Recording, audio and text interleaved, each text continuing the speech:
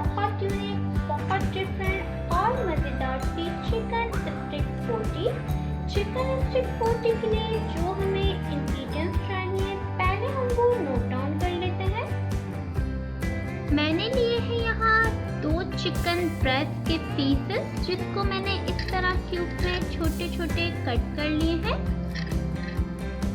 और ये एक मैंने बड़ा वाला आलू लिया है, जिसको मैं अभी बॉईल करके इसी तरह चिकन की तरह क्यूब में कट कर दूंगी। अदरक लहसुन का पेस्ट इसमें जाएगा 2 टेबलस्पून। सोया सॉस इसमें जाएगा 1 टेबलस्पून। सिरका इसमें जाएगा 2 टेबलस्पून। मैं इसमें रेड वाला विनेगर यूज़ कर रही हूँ। अगर आपके पास ये वाला अवेलेबल नहीं हो तो आप सिंपल वाइट वाला विनेगर भी यूज़ कर सकते हैं। नमक इसमें जाएगा 1 टेबलस्पून। कुटी हुई लाल मिर्च इसमें जाएंगी 1 टीस्पून। ऑरेंज फूड कलर इसमें जाएगा 1 चुटकी। भुना हुआ कुटा हुआ जीरा इसमें जाएगा 1 टेबलस्पून। गरम मसाला पाउडर इसमें जाएगा 1 टीस्पून। और ये मैंने ली है स्टिक्स छोटी वाली, बहुत इजीली आपको ये अवेलेबल हो जाएंगी। ये इसमें हम जितनी भी स्टिक्स बनाएंगे उसके हिसाब से हम उतनी स्टिक्स यूज़ कर लेंगे। जी तो व्यूअर्स, अब चलते हैं हम इसकी मैरिनेशन की तरफ। चिकन में मैं सारे ड्राई इंग्रेडिएंट्स जो अभी मैंने आपको नोट डाउन करवाए हैं वो इसमें ऐड कर रही हूँ। साथ ही मैं इसमें सोया सॉस ऐड कर रही हूँ 1 टेबलस्पून। अदरक लहसुन का पेस्ट इसमें मैं ऐड कर रही हूँ 2 टेबलस्पून। और रेड वाला विनेगर मैं इसमें यूज़ कर रही हूँ 2 टेबलस्पून। जी तो व्यूअर्स, इसको मैंने बहुत अच्छे से मिक्स कर लिया है चिकन को, और अब मैं इसको मैरिनेट करके 3 से 4 घंटे के लिए फ्रिज में रख दूंगी। और अब चलते हैं हम इसके बैटर की तरफ। तो बैटर के लिए मैंने लिया है यहाँ 1 कप बेसन। नमक इसमें जाएगा 1 टीस्पून। अजवाइन इसमें जाएगी 1 टेबलस्पून। साबुत जीरा इसमें जाएगा 1 टीस्पून। कुटी हुई लाल मिर्च इसमें जाएगी 1 टेबलस्पून। ऑरेंज फूड कलर इसमें जाएगा 1 चुटकी।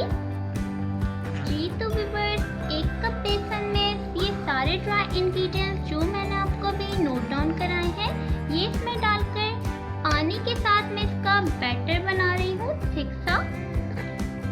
जी तो व्यूअर्स, ये जो बैटर था बेसन का ये रेडी हो चुका है। इतना ही थिक आपने इसको हल करना है पानी के साथ। इसकी कंसिस्टेंसी आप देख सकते हैं, ज़्यादा पतला होगा तो ये हमारी जो चिकन स्टिक बोटी है वो बिल्कुल वैसी नहीं बनेगी। यहाँ जो है चिकन भी मैंने मैरिनेट करके रख दी है। इसको 3 से 4 घंटे के लिए हम फ्रिज में रखेंगे। और आलू को भी मैं जब तक बॉईल करके क्यूब में कट कर दूंगी, फिर आगे का प्रोसीजर हम आपके साथ शेयर करते हैं। जी तो व्यूअर्स, चिकन मैंने 3 से 4 घंटे के लिए मैरिनेट कर दी, और जब वो मैरिनेट हो गई है तो मैंने आलू को बॉईल करके इस तरह क्यूब में कट कर लिया। और इस तरह से मैंने स्टिक में छोटी वाली टूथपिक लेकर मैंने एक आलू में इस तरह से फंसा दिया, और एक जो हमारी बोटी थी मैरिनेट की हुई कच्ची ही है, इस तरह से हम इसमें लगा देंगे। मैंने ये छोटी टूथपिक में भी बनाई है और कुछ मैंने यहाँ बड़ी टूथपिक में भी बनाई है। मैं आपको दिखा देती हूँ। जो भी टूथपिक आपके पास अवेलेबल हो आप उसमें बना लें। और अब जो हमने बेसन का जो मिक्सचर बनाया था थिक सा पेस्ट, उसमें मैं ये इन स्टिक्स को ये उठाकर वो थिक से बैटर में डिप कर और हीट अप ऑयल में डीप फ्राई कर लूँगी, और फिर आपके सामने सर्व करती हूँ। और अब ये जो बेसन मैंने आपके सामने थिक सा बैटर बना कर रखा था, ये स्टिक्स को मैं इसमें डिप करूँगी। अच्छे से हमें बेसन में कोट करना है ताकि आलू और बोटी जो है खुले नहीं।